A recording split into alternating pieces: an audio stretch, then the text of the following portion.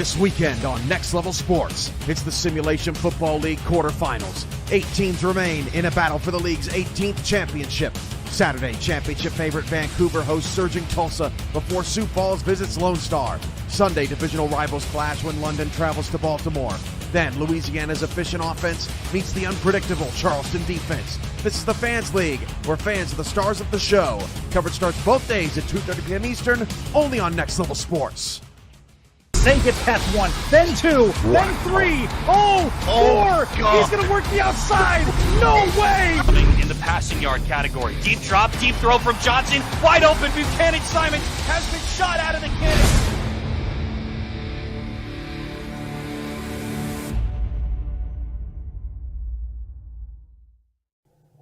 Welcome back to SFL Crunch Time. I'm Josh Zirkle. A little bit of a change of pace in terms of the format. We're going to recap the wild card weekend and then get into some previews for the quarterfinal round. A lot of big games coming up, but let's take a look at what already happened here on wild card weekend. All 8 teams in action this weekend finished the regular season with 7-5 records. Jacksonville had to go across the pond to face London, and Mike St. Green set the world on fire. 5 catches, 115 yards, and a touchdown. That big catch there. And Robert Merrill busted out a big 80-yard run in the middle of this game as well. He finished with 14 carries and 77 yards.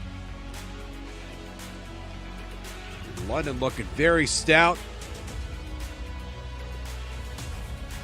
Marcus Dunhill did not have his best game. 4 interceptions, including that one from Emmanuel Blackman. And London is going to advance to the quarterfinal round, 34-21 your final, out of jolly old England. Mexico City had to go north of their border to face Charleston, and Keith Swearingen had himself a game, scoring the touchdown there. Swearingen, 31 carries in this game, 118 yards, 3 touchdowns, all on the ground. Matt Wilson's dreams were haunted. 5 interceptions in that game for the Hall of Famer. Josh Reese came up with 3 of those. John Stamango with 2. Charleston looking very stout in their wild card game appearance. Phoenix Jones held to just 11 carries for 33 yards. And Swearingen spinning up a storm. We'll see what they do in the semifinal round against Louisiana. 44-34 your final out of South Carolina. Tulsa facing DC and Kevin Say, who cashes it in from short yardage here. Say, 17 carries, 97 yards, 2 touchdowns. And Douglas Brown, though, 25 carries, 123 yards, 2 touchdowns on the ground. Also finished with 6 catches. Shabazz Synergy, rough day for him against the Tulsa secondary. 4 interceptions from 4 different players. Daniel Wright, Nate Heslop, Ricky Thornton, and King Rashid each came out with takeaways. And Tulsa, after finishing with just 2 wins a season ago, haunting the dreams of Shabazz Synergy. And they're going to move on to face the 1 seed Vancouver in the quarterfinal round, 36-21. The final score out of DC. Florida in a rare wild card appearance facing Sioux Falls. And Ron Cochran would find out why this Sioux Falls defense was setting records. 3 interceptions for Cochran on the day. 2 from A.J. Levy and 1 from Jay Ringgold. And G.P. Wells had himself an afternoon. 21 carries, 152 yards, and a touchdown. Also had 10 catches for 2 more scores.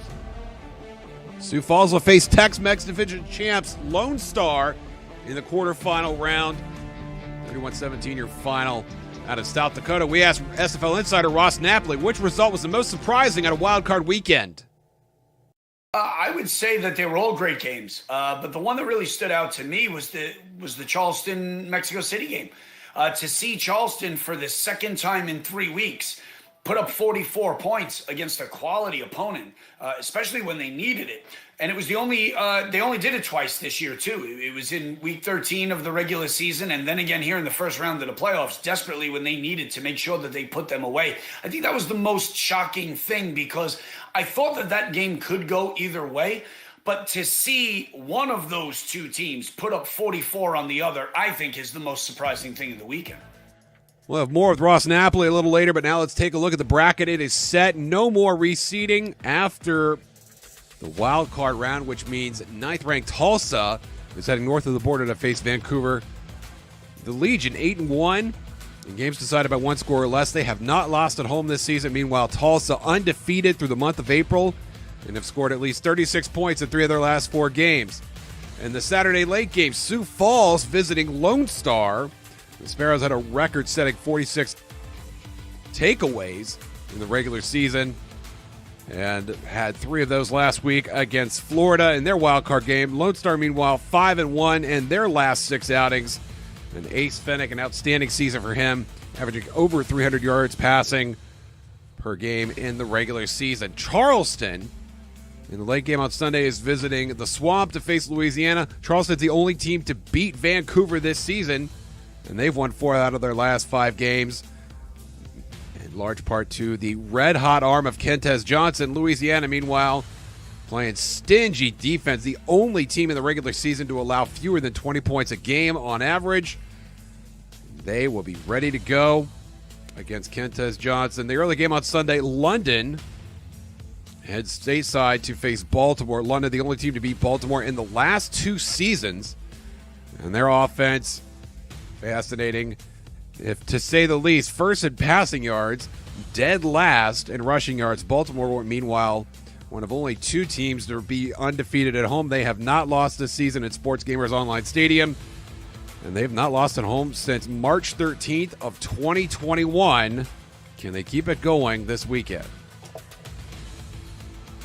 Quarterfinal previews up next. More crunch time right after this.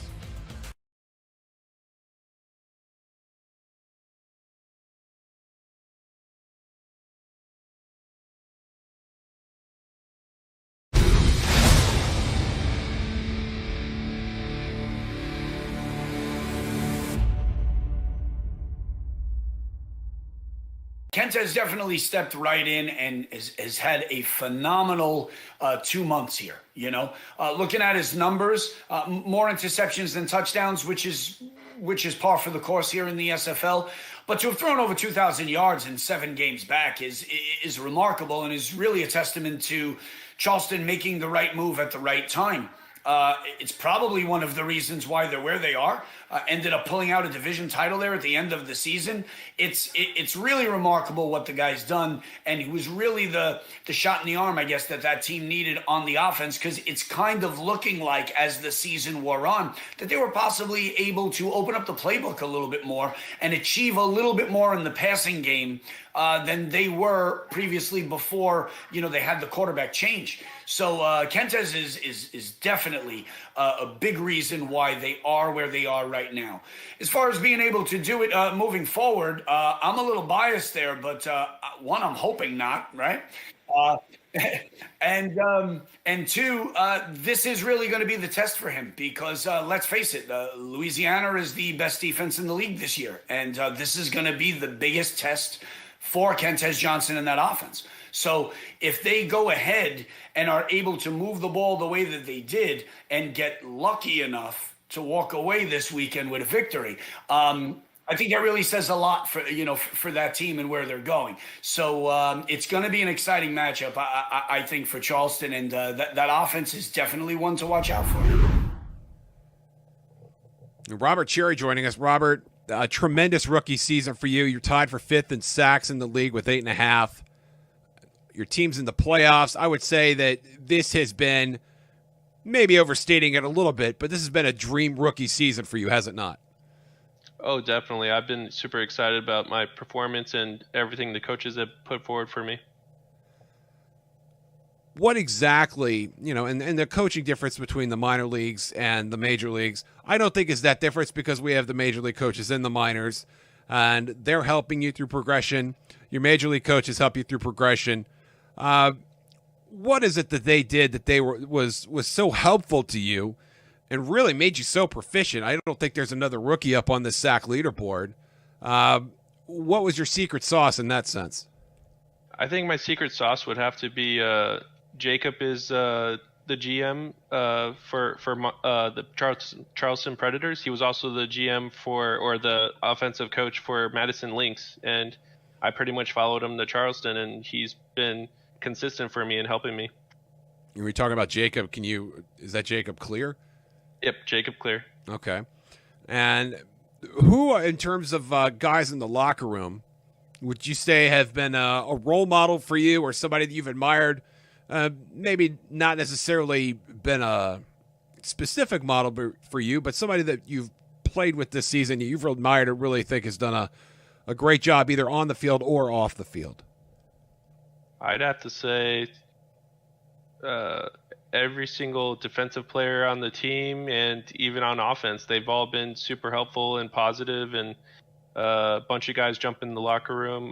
Corey Menner comes to mind. He's been a big help, and someone that I look forward to listening to in VC. Same with Sutherland and Jack Brown, the owner. He's hilarious in the locker room. Lots of great people. Lots of laughs in the locker room. You guys down to business, joking, talking about life. What goes on in the Predators locker room? Give us a peek behind the scenes. It's a little bit of everything. During games, we got our game faces on, and then Jack will crack a joke, or Corey will crack a joke, and it lightens the mood. But we're all like just rooting for the game and just hanging out and enjoying the game, enjoying each other's company. You guys have a tough game coming up against Louisiana. Louisiana is an interesting team, obviously, with their two running back system, arguably their three running back system, because you can throw Cameron Collier in there as well with Colin Hart and Randy Squarebush. What is it about this team that you personally find interesting? And what is it about this team that might be a concern for you when you see them on the field this weekend? What interests me is their running backs. They're really good, and I look forward to going up against them again. They did the Louisiana team as a whole did blank us out, beating us. I believe it was 15-0, and we're looking to bounce back from that. And I think we have a game plan to beat them this time. This is our revenge story game right here. Has the 15-0 been discussed a lot in the locker room this week? Is that bulletin board material, or is that something that's just in the past and not really considered as you guys prepare for Louisiana? I'd say we learned from it, but we don't talk about it as much. We just go forward and what has Louisiana done since then and preparing for that. Fair enough. I want to pivot and talk about your expansion bid. You're heading a bid for the Honolulu extinction of the SFL.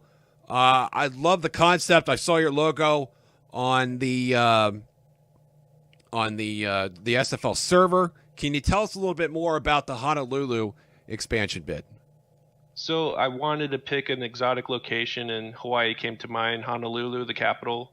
And to me, that island is very ancient, almost prehistoric, and I came up with the extinction as in dinosaurs and other extinct animals and stuff like that. And I felt like it was very marketable, and I enjoy dinosaurs, and I figured other people enjoy that as well. I had a friend actually draw up the logo for me, and I've been using it in my pitches, and I enjoyed what I've created. And were you putting this bid in by yourself? Did you have a group? Tell us a little bit more about the bid itself. Well, the bid itself, I actually got my brother-in-law involved as well, Thomas Matthews. He's on San Diego, and he's all for it. And I've talked to lots of other people and working with them to possibly join if we do get the bid. Very cool, very cool. Before I let you go, Robert, can we get a prediction, and you can give me biased or unbiased or both, and how you think this game is going to shake out this weekend, Charleston against Louisiana? I think it's going to be a battle. I think it'll come down to our defense stopping their run game and plugging up holes in the passing game. And on our offensive side of the ball, I think we're going to have to ball out. We're going to have to play to our quarterback strengths and find the holes in their defense and make it work. I think it'll be a close battle, but I think Charleston will be on top. Fantastic. Robert Sherry, my candidate for Defensive Rookie of the Year. Robert, thanks for stopping by. Always appreciate your contributions to Crunch Time. Thank you very much. London was the only bump in the road for Baltimore in their championship season last year. Can the Knights do it again? More Crunch Time right after this.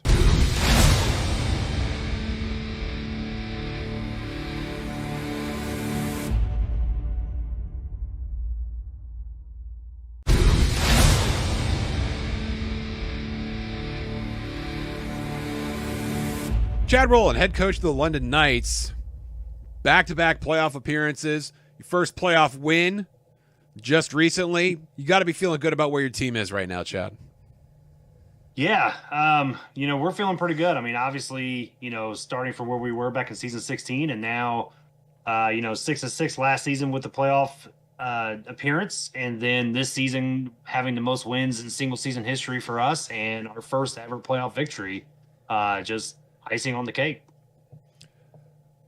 I remember last season you talked about how you were trying to change the culture. And you did that with a very controversial signing in Johnny Pickler. You did that by bringing in Mike St. Green, who has been lights out the past couple weeks. Dare I ask at this point, is the culture where you want it to be in London? Is it still a work in progress? Or is the bright blue mission accomplished banner hanging off of London Bridge right now as you prepare for the quarterfinal round? Yeah, this is the culture that we have now in the locker room is basically what I wanted when I first got here, right? The guys that we were able to bring in, you brought up Johnny Pickler. He can be a controversial character, but I mean, when you are the number one overall pick at one point, you're a quarterback. I mean, you're going to have a little bit of a diva in you, right? And, but on that flip side of it, though, I mean, he's been nothing but a great teammate to everybody. Everybody loves him in there. He's always cheering for his teammates and really boosting people up when they have down days or bad games. Mike St. Green, same way, right? I mean, he comes over from Jacksonville. People didn't think he was going to be a number 2 wide receiver, and he's had back-to-back 1,000-yard seasons.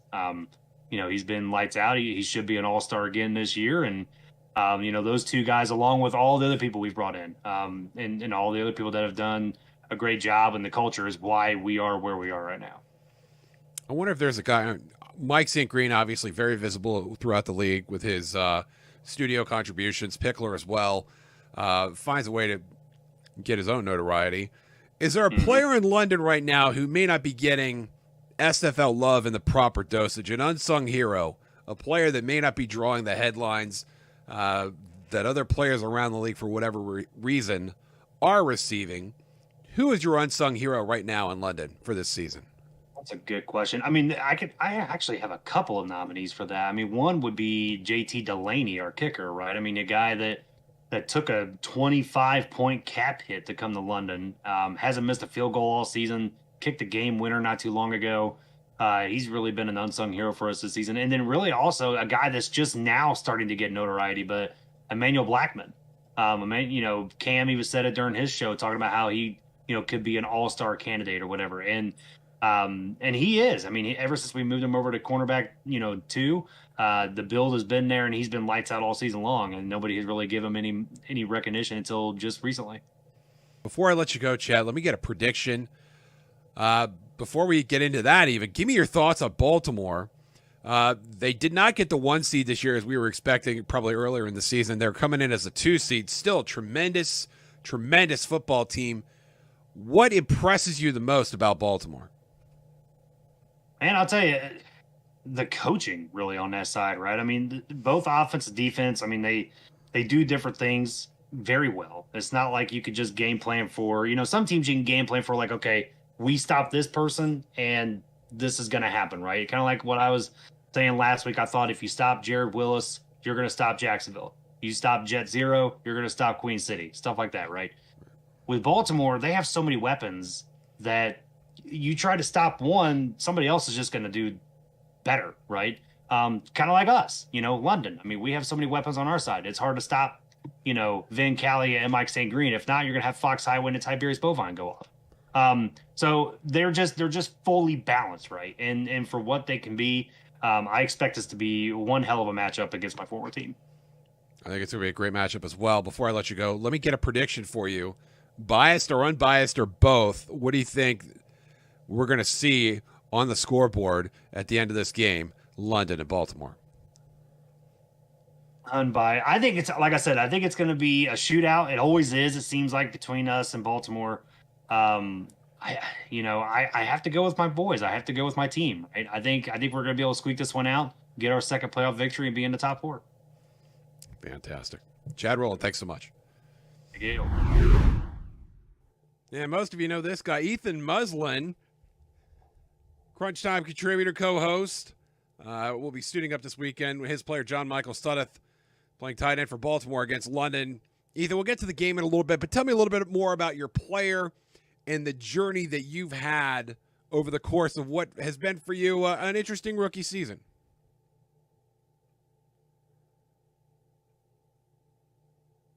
It's been an interesting ride because I came into Baltimore as a secondary tight end, so I'm kind of coming in as the blocker, as like an alternate receiver, and it's been an interesting experience because for the most part, most of my experience has been watching this team unfold and just run roughshod over the league, just seeing all of these fantastic efforts from everybody on the team and everybody just having a good culture and having a good time working together to make sure we get everything all taken care of. It's been an interesting journey because it's one where I didn't really do much. I mean, I only got my first touchdown in week 13, first ever SFL touchdown. And it's kind of an interesting experience where you're kind of there and you are contributing, but at the same time, you're mostly you're watching your team do its thing. And it's an interesting watch. And I'm looking forward to seeing what we do come playoff time now.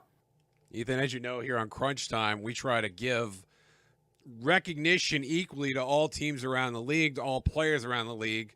Baltimore's a team we talk about a lot. We don't talk about the players too much. Is there a player for the Vultures, either on offense or defense, that you would like to be seeing getting a little more love in league circles?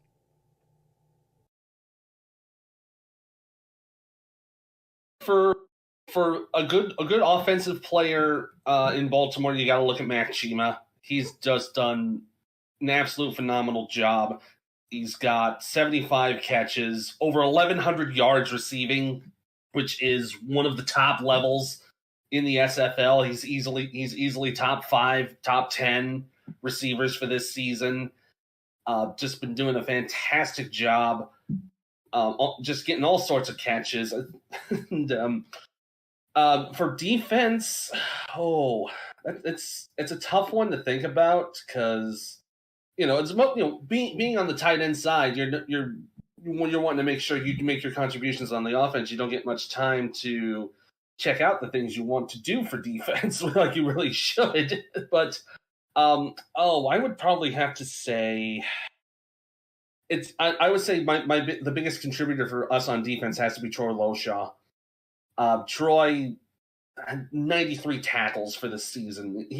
That's averaging nearly 80 game.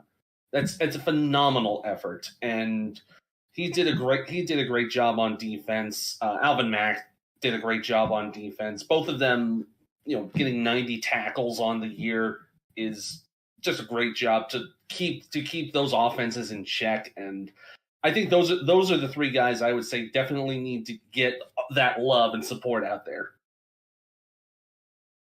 Ethan, obviously you and I watch a lot of highlights here on the show. Give me your impressions of London. Is this a team that Baltimore has any concerns about?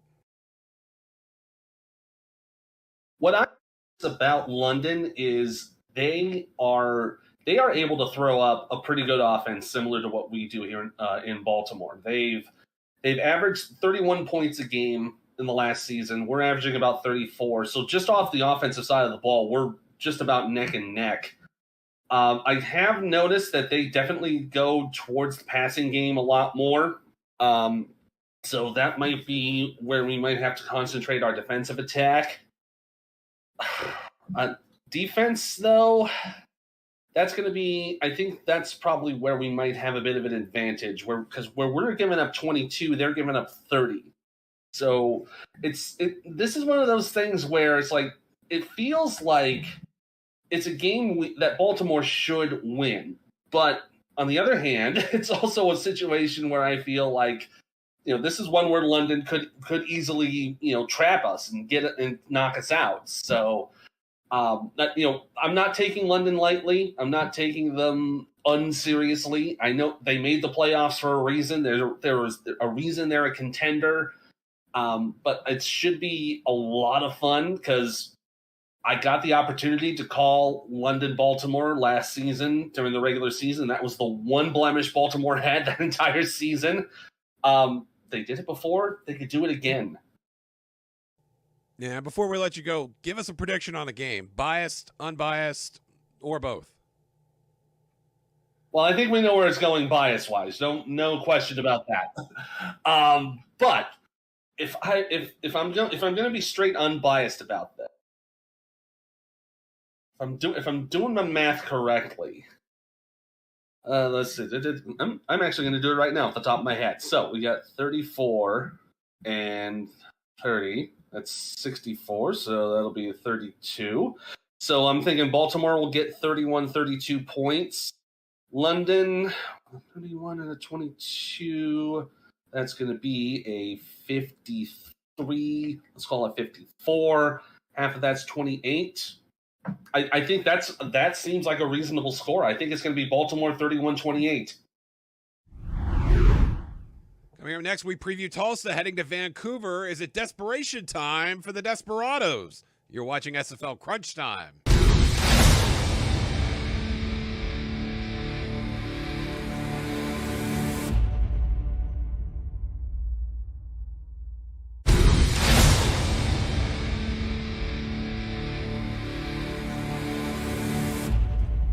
Joining me to help preview Tulsa at Vancouver this Saturday, Daniel Wright, defensive back for the Desperados, and Brett Solberg, also known as Brett Killian, wide receiver for the Vancouver Legion. Let's start with Daniel. Tulsa, 2 wins all of last season. You wound up with the first overall pick in the rookie draft. And what a rookie you got, Douglas Brown. He has been fantastic. Arguably the biggest difference that you've had in Tulsa this season. What would you say has been the second biggest difference in this remarkable turnaround? So for me, I think it's all about the culture change that Tulsa's been going through. It started last season. Dion wanted to make a difference in the locker room. Seasons before and stuff like that, they're all to themselves kind of thing, just playing out their games. But this last season into this season, it's all about getting culture picks. And it started with me. I was one of the culture picks last season. And now we got King Rashid, who's very active. We got Travis Arthur. We got, as you said, Douglas Brown. I think the culture in the locker room, we got more people talking, more people getting involved. I think that's the biggest difference. And the fact that we stayed together, even through what was a horrendous season last season, especially the San Diego game, where a lot of people thought we were just going to break apart completely. The fact that we stuck together, changed the culture, changed everything, and we just made a difference that way, I think. And conversely, Brett, we expected you guys to be good. You were good. A couple bumps in the road the first month of the season, but when it was all said and done, you guys turned out to be the class of the SFL. Well, I don't think it's as dicey as most people think it is. Like, the only loss that we had was against Charleston, and Robert Redford was out the second play. Like, in our mentality, we should be 12-0. We should be the Baltimore Vultures of last season, in our opinion, with how strongly we played. You can say that, all the close games and everything like that. You can try to elaborate by saying that we didn't play strong enough as a 1 seed or anything, but in our mentality, we've been playing playoff football since probably week 5 or week 6. In our opinion, we've been just have the mentality of just grind it out. Doesn't matter if we win by 6 or 60. A win is a win in our column, and at the end of the day, that's how we got that 11-1 record. Let me get your thoughts on Vancouver. This is a Very good franchise, having a very good season, 11-1. They had last week off with the first round bye. What do you see in this Vancouver defense, just generally speaking? And do you potentially see any weaknesses that Tulsa might be able to exploit? Well, it's going to be funny because I'm a Canadian boy myself, so it's going to be fun playing against Vancouver. So I'm going to have some fun with that. They're a good team. They've been good all season. Their offense is deadly. Defense, I think we can actually exploit the passing game if JQ can do the things he did before. We saw a little bit against Mexico City in the regular season where they almost broke one off and won the game just off that one play. I think we can make a play in the mid thrown, like 10, 15-yard thrown, and if we can make it get a bomb, we could make a difference that way. But it's going to be a tough. They're 11-1 for a reason. They're the first seed for a reason, but I'm hopeful for our chances. We're not backing down. We're ready to play. And Brett, you double as an SFL broadcaster, and you had the opportunity to call Tulsa's win against DC. What were your impressions of this team? And were you surprised a little bit by the result? Honestly, not to take anything away from DC or anything from that season, but they came in with a massive slide, and Tulsa was rolling. Out of all the teams that I saw out of the wild card game, I think Tulsa was probably, like, if I'm going to steal a line from Tyler Falk, they were my best bet to win that game, and they kind of proved in that second half alone how they can shut down teams. They're very much a boomer bust defense. And they get their tackles for loss. They get behind on running backs there, and they will get your interceptions and those pick sixes. They didn't get any pick sixes in the game against DC, but they caused Synergy to throw 4 turnovers. I like to see Tulsa as kind of like a Vancouver light. There's a lot of similarities between us and them, but I feel like we're the more complete team in comparisons to them. We have a more established running back in Robert Redford. We have the better wide receiving core with myself and David and Kendra and Curtis. And I feel like at the end of the day, that experience and that poise is going to show off in that quarterfinal. Before you go, give me a prediction. You could go biased or unbiased, but give me a prediction of how you think this game is going to turn out, Tulsa and Vancouver. So I think this is going to be a tough game. We got to make it dirty. I think the announcer said that last week against the DC game. If we dirty the game up, we have a good chance to win. I think that's the same way. We need to get some picks. Tom Pepper is a great quarterback, but our defense, especially in the second half, has been lights out, and we can do it. I think our secondary can get the momentum going. We need Douglas Brown. He's pivotal to the offense right now. He's the biggest difference we've gotten since draft. He's just doing a tremendous job. But our secondary, even though they're young, they're hungry. So I think it's going to be close. And I'll do a little biased because I'll say I'll lean a Tulsa win. But I think it's going to be close. I think it's going to be like a 24-21 type game. Brett, what say you? Do you want that biased or unbiased? That's the question. Let's start with biased.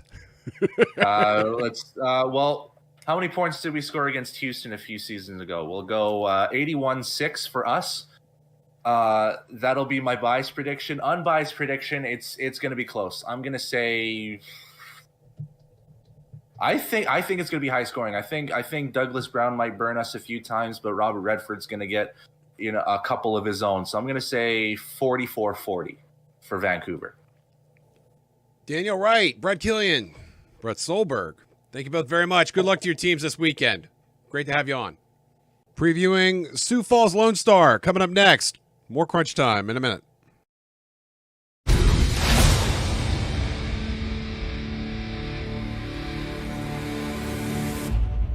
Welcome back to Crunch Time. Sioux Falls facing Lone Star in the late game on Saturday, and helping us to break down that game and give you a little preview is Nate Hall, defensive back for the Lone Star Glory. Nate, thanks for joining us. Nate, you and Lone Star were off this week. You had a chance to watch Sioux Falls play this past week. What were your takeaways from watching the Sparrows? Obviously, the defense is terrific, record-setting season in terms of takeaways. What were your impressions of Sioux Falls? So I think everybody knows about their defense and how tough they are. It's no secret that they have one of the best defenses in the SFL as far as takeaways. But I think what's very low key and underrated and can catch you off guard is how lethal their offense can be at times. They've got the rookie halfback GP Wells that can run over you when you least expect it, and they've got they've still got Julian Tyree back there at quarterback that can throw the ball deep, and he's still got the wide receivers out there that can go out and make big plays of Noe Terrazas and others. Kay Marion also, who's doing her thing out there at wide receiver as well. So you really got to cover all your bases when you're covering this team, or else they can burn you deep. And you just really got to watch yourselves when you're on defense. And we like to call ourselves the Five Horsemen back there in the secondary with myself, along with Albert Begin and Evan Lacey and Mickey McGuire and Bo Martin Jr. And each and every game we go out there and we try to better ourselves each week and try to carry each other. A lot of times we don't have one of us might be down and not have our greatest games, but we try to do our best to pick each other up when one of us might be struggling. But we go out there as a unit and we do our best each and every week to try to slow down the receiving core of the opponent's offense. And this week's going to be no different.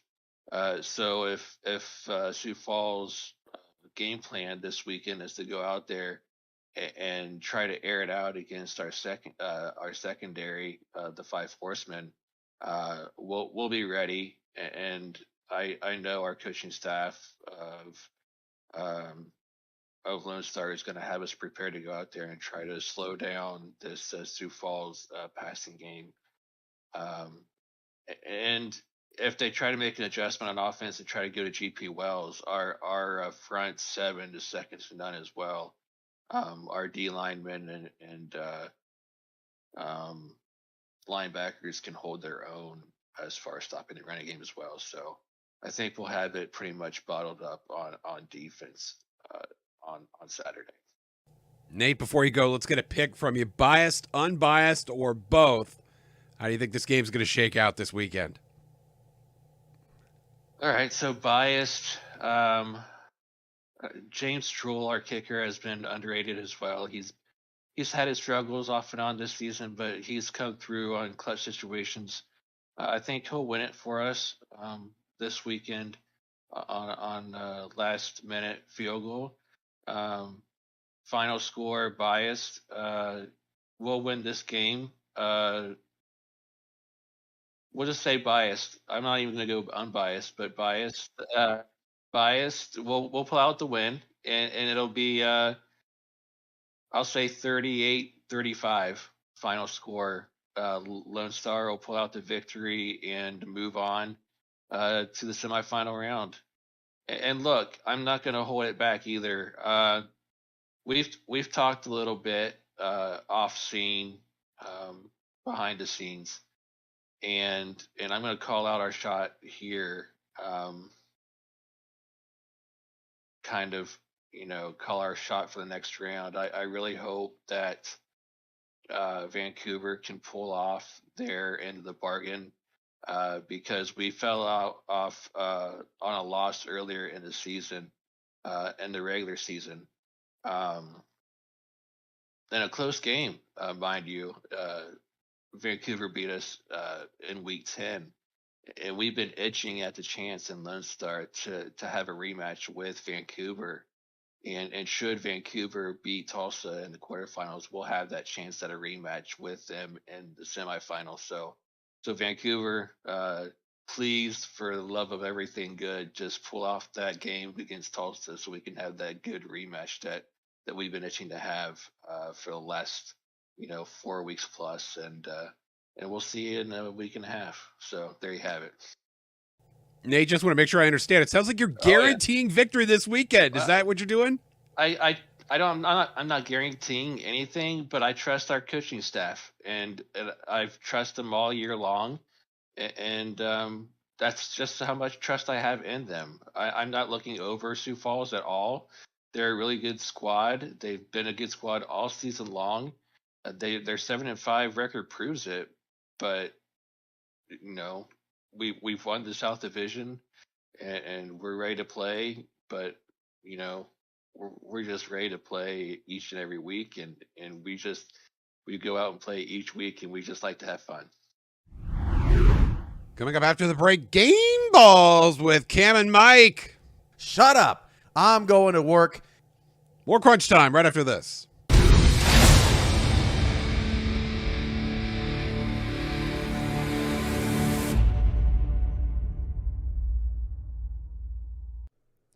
Game Balls with Cam and Irv. I'm Mike St. Green. Wild Card Edition. Go ahead, Mike. You're up first. Well, Cam, Aaron Alexander said it best this weekend. The playoffs hit different, and apparently JQ hits different in the playoffs, Cam. He was the worst-rated quarterback QBR-wise coming in this weekend and had a fantastic game, 82% completion rate, 29 out of 35, a couple of touchdowns, 340 yards. I mean, he got Gabriel Manning involved. Jason France had a long touchdown catch. JQ, man, he definitely showed he's a different quarterback in the playoffs. All he heard this weekend, Mike, was how did Tulsa make the playoffs with this poor quarterback play? And he said, shut up. I'm going to work. He had one incompletion in the first half, and Tulsa did a phenomenal job with that entire game plan. So I'm with you. JQ deserved to shut people up with that performance. Including me, Cam. I was one of the ones that asked that question.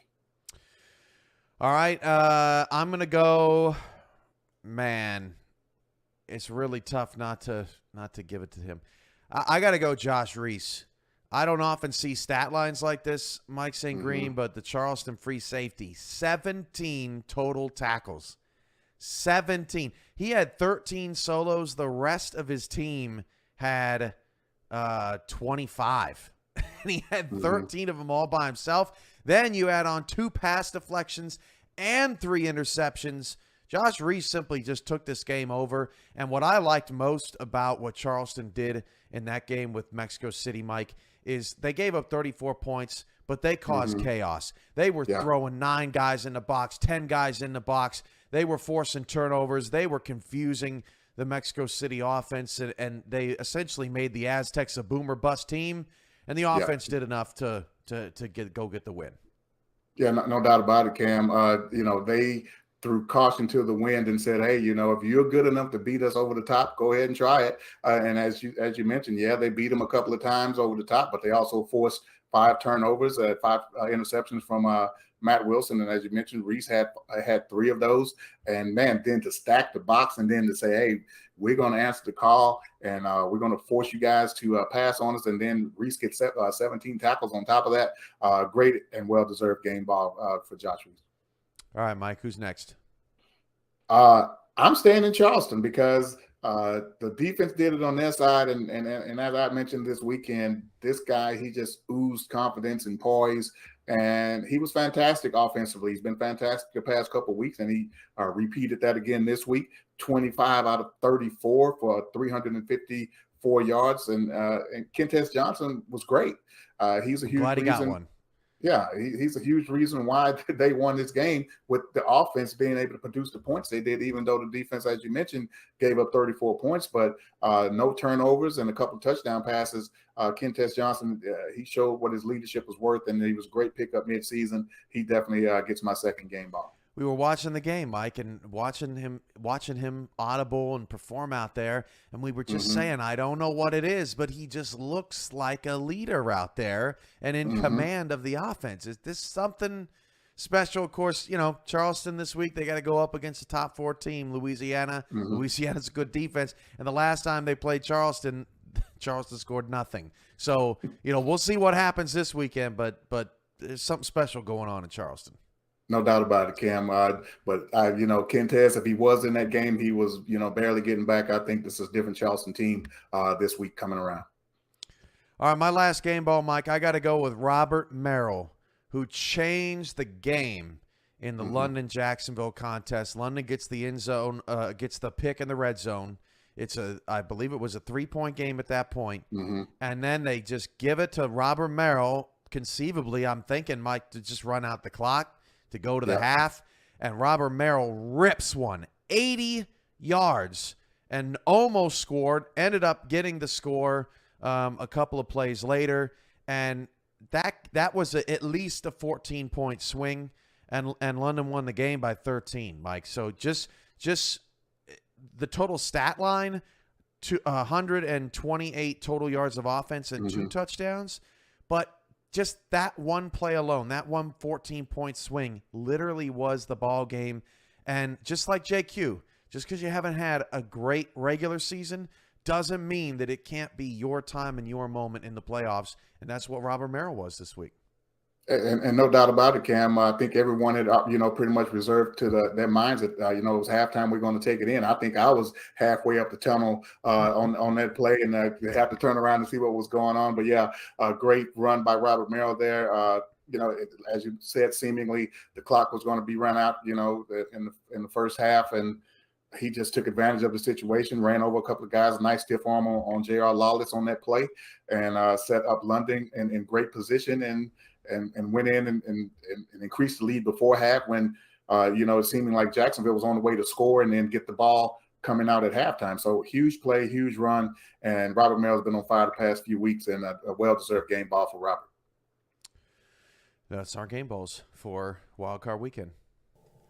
And a friendly reminder, you still have time to make your bracket picks in the SFL Bracket Challenge. You could find that on the SFL Discord. And you have until noon on Saturday to get those picks in. Remember, the games start at 2:30 p.m. Eastern on Next Level Sports with Tulsa and Vancouver, and that's what we're looking at here. Tulsa, obviously a serious dog, nearly 4-1 to lose to Vancouver, who has not lost at home this season. Sioux Falls facing Lone Star, and Sioux Falls getting a lot of love after their big win against Florida in the wild card round. Nearly a 3-1 favorite to beat the Tex-Mex champs. Ace Fennick, Mickey McGuire and company amassed an 8-4 regular season record to get that first round bye. But their dogs against the hot Sioux Falls defense. London heading back stateside to Sports Gamers Online Stadium to face Baltimore. And Baltimore, a 3-1 favorite to win that matchup. Over 75% of the 54 responses expecting Baltimore to advance in that game. London, of course, beat Baltimore in their season 17 finale. Of course, lost to them in the season 18 opener. Charleston at Louisiana, much more even distribution of opinion here. And it's Louisiana eking out favorite status with 57.4% of respondents thinking the Revs are going to prevail against Kentez Johnson and company and advance to the semifinal round. Let's look at who folks are expecting to reach the championship game. Baltimore has a plurality of responses, expecting the Vultures to get out of their bracket. And you could see Louisiana bringing up second place with about 20%. And to the surprise of no one, Vancouver getting half of all respondents to advance out of their bracket to the title game. And Lone Star and Sioux Falls, actually, with 30% of the vote. And Baltimore, a slight favorite to win it all. Remember, you could still get your bracket in until noon Saturday. Visit the SFL Discord and find that SFL Bracket Challenge. And that is our show for this week. My thanks to all the Crunch Time contributors this week. Good luck to the team still participating this weekend. Next week, we will recap the quarterfinal round and preview the semifinal round. Until then, I will see you on the internet. Keep on crunching.